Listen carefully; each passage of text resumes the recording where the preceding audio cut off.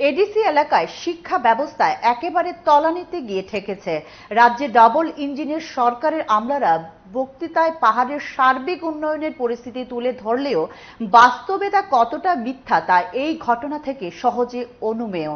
মান্দায় ICDS প্রকল্পের হারবাং ভিলেজের ইরানি তুইশা অঙ্গনওয়াড়ি কেন্দ্র বেহাল অবস্থায় পড়ে আছে দীর্ঘদিন ধরে। এই সেন্টারে নিয়মিত পড়াশোনা হচ্ছে না, শিক্ষিকা ঠিকঠাকভাবে অঙ্গনওয়াড়ি সেন্টারে আসেন না বলে অভিযোগ করেন স্থানীয়রা। শনিবারও একই দৃশ্য ধরা পড়ে সাংবাদিকদের ক্যামেরায়।